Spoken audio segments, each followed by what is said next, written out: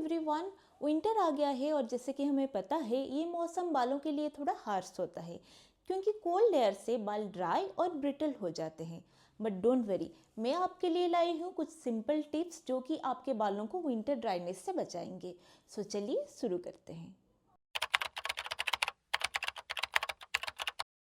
Winter में hot water में नहाने से बहुत मज़ा आता है, लेकिन ये हमारे बालों के नेचुरल ऑयल को स्ट्रिप कर देते हैं जिससे हमारे बाल और भी ज़्यादा ड्राई हो जाते हैं। इसीलिए आप हॉट वाटर वॉशिंग को अवॉइड कीजिए। आप पानी उतना ही गर्म कीजिए जितना में आपको चलेगा। ठीक है, मैं नहीं बोल रही हूँ कि आप बहुत ज़्यादा कोल्ड वाटर से नहा लो, ऐसा नहीं है।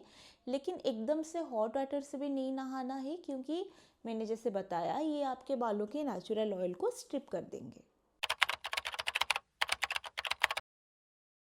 ज़्यादा ब्रश करने से बाल वीक और ब्रेकेज प्रोन हो सकते हैं, स्पेशली जब वो ड्राई हो। और हमें पता है विंटर में बाल हमेशा ड्राई ही होते हैं, इसीलिए आप ओवर ब्रशिंग को अवॉइड कीजिए। मैं यूजुअली दिन में 2 बार ब्रश करती हूँ, पहले तो सुबह और रात को। ठीक है, और जब भी आप डिटंगल कर रहे हो हमेशा वाइट टूथ कम का इस्तेमाल कीजिए। और अगर बाल ज़्यादा उलझ गए हैं तो आप सीरम का इस्तेमाल भी कर सकते हो। ऐसा नहीं है कि आपको बिल्कुल भी ब्रश नहीं करना है, ऐसा नहीं है। आपको ओवर ब्रशिंग नहीं करना है। ठीक है, ब्रेड, बन, ट्विस्ट जैसे प्रोटेक्टिव हेयर स्टाइल्स ट्राई कीजिए। ये आपके बालों को कोल्ड एयर से बचाते हैं और बालों का मॉइस्चर लॉक करने में भी मदद करते हैं। और जैसे कि मैंने पहले भी बताया, अगर आप प्रोटेक्टिव हेयर स्टाइल करते हो तो आपके बालों में ना ब्रेकेज होने का चांसेस भी बहुत कम जाते हैं। इसीलिए जितना हो सके उतना प्रोटेक्टिव हेयर स्टाइल्स ट्राई कीजिए। नॉर्मल टॉवल हमारे बालों के लिए काफ़ी रफ होते हैं, इसीलिए आप हमेशा ही माइक्रोफाइबर टॉवल यूज़ कीजिए। माइक्रोफाइबर टॉवल बालों के साथ बहुत ही ज़्यादा जेंटल होते हैं, इसीलिए वो बालों को ड्राइनेस और फ्रीजीनेस से भी बचाते हैं। ये छोटी छोटी चीज़ें ना बहुत ज़्यादा फ़र्क डालता है।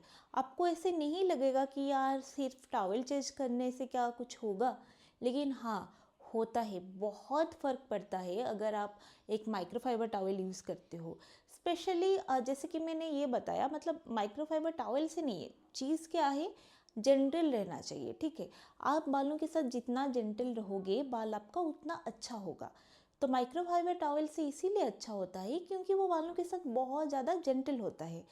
इसीलिए आप जब भी बालों को ड्राई करते हो, जेंटली आप ड्राई करो, माइक्रोफाइबर टॉवल का इस्तेमाल करो। और जब भी आप ब्रश भी कर रहे हो बालों के साथ जेंटल रहो, जेंटली ब्रश करो, धीरे धीरे ब्रश करो। जब डिटंगल कर रहे हो ऐसे कोई जल्दबाजी नहीं है, आप बहुत ही जेंटली पेश आया करो हमेशा। और ये आपको दिखेगा, आपको रिजल्ट में ये दिखेगा कि ये कितना ज़्यादा अच्छा असर डालता है। ठीक है, विंटर में ना आप बालों को जितना नरिश कर सकते हो उतना अच्छा है।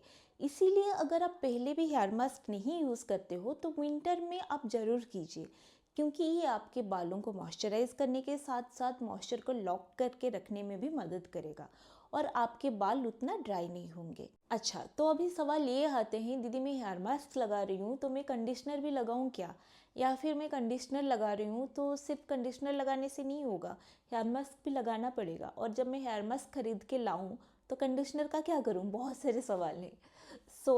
देखिए, दोनों लगाने से ज़्यादा अच्छा है, लेकिन दोनों आपके बालों को चाहिए कि नहीं ये आपके बालों के ऊपर डिपेंड करता है। ऐसा नहीं है कि दोनों लगा लेने से आपके बाल ख़राब हो जाएंगे, वैसा नहीं है, अच्छा ही होने वाला है। लेकिन अगर आप एक चूज़ करना चाहते हो तो हेयर मास्क को चूज़ करो क्योंकि वो ज़्यादा अच्छा होता है। और अगर आपके बाल बहुत ज़्यादा डैमेज हो चुके हैं तो दोनों यूज़ करो, आपके बालों का हीलिंग प्रोसेस वो स्पीड अप कर देगा। आप एक चीज़ मार्क किए होंगे, विंटर में ही ज़्यादा स्प्लिट एंड्स होते हैं। ऐसा क्यों? क्योंकि वही बात है, विंटर में ड्राइनेस ज़्यादा होते हैं तो हमारे एंड्स ज़्यादा ड्राई हो जाते हैं और स्प्लिट एंड्स हो जाता है। तो उससे बचने का एक सिंपल सा ट्रिक ये है, आप रोज़ बालों में 1-2 ड्रॉप्स ऑफ सीरम लगाओ। आपके पास अगर सीरम नहीं है और कोई भी एक लाइट वेट ऑयल है जिससे कि आपके बाल ऑयली नहीं दिखते हैं, तो आप लाइट वेट ऑयल का भी इस्तेमाल कर सकते हो। आपको क्या करना है, रोज़ रात को आप 1 या 2 ड्रॉप्स ऑफ सीरम लेके आपके जो मिडलिंग थे वहाँ से लेके नीचे एंड्स तक आपको अप्लाई करना है। ये ट्रस्ट मी, ये बहुत ज़्यादा फ़ायदेमंद है, आपको स्प्लिट एंड्स नहीं होगा। लेकिन हाँ, अगर आपका स्प्लिट एंड्स हो चुका है तब तो भाई आपको ट्रिम करना पड़ेगा। ऐसा नहीं है कि आपके स्प्लिट एंड्स हो चुका है और आप बोलोगे दीदी स्प्लिट एंड्स हो चुका था और मैं अभी डेली सीरम लगा रही हूँ लेकिन स्प्लिट एंड्स तो जा ही नहीं रहे। स्प्लिट एंड्स का कोई रेमेडी नहीं है, आपको उसे ट्रिम करना पड़ेगा। लेकिन ये करने से जब आप मतलब जब आपके स्प्लिट एंड्स नहीं हो या फिर आप ट्रिम कर चुके हो आपके स्प्लिट एंड्स, उसके बाद जब आप डेली आपके एंड्स में सीरम या फिर लाइट वेट ऑयल लगाते हो तो बहुत चांसेस होता है कि आगे आपको स्प्लिट एंड्स नहीं होगा। सैटिन पिलो केस यूज़ करने से ना बालों में फ्रिक्शन कम होता है, इसीलिए बाल आपके बहुत ज़्यादा फ्रीज नहीं होते हैं, ड्राई नहीं होते हैं, टैंगल नहीं होते हैं। सो आप अपना कॉटन पिलो केस से अभी बाय बाय बोल दो और सैटिन पिलो केस से ले आओ। और हाँ, मैं सैटिन इसलिए बोल रही हूँ क्योंकि वो अफोर्डेबल है। अगर आपको सिल्क मिल रहा है और आप अफोर्ड कर पा रहे हो तो सिल्क वाला चूज़ करना। ये तो हम सबको पता है, हीट हमारे बालों के लिए बिल्कुल भी अच्छा नहीं है। ये हमारे बालों को बहुत ज़्यादा ड्राई बना लेता है, डैमेज कर देता है। इसीलिए जितना कम हो रहा है आप उतना कम हीट स्टाइल्स कीजिए। और जब भी आप कर रहे हो तो हीट प्रोटेक्टेंट ज़रूर इस्तेमाल कीजिए। और ब्लो ड्राई करने से पहले लोग हीट प्रोटेक्टेंट को स्किप कर देते हैं, लेकिन ऐसा नहीं करना है। आपको अच्छे से हीट प्रोटेक्टेंट लगाना है, उसके बाद ब्लो ड्राई करना है, क्योंकि हीट से बहुत ज़्यादा बाल डैमेज हो जाते हैं। और ऐसा भी नहीं है कि आप हीट प्रोटेक्टेंट इस्तेमाल कर लिए तो इसीलिए आप पूरा हाई हीट दे के ब्लो ड्राई करोगे, ऐसा नहीं है।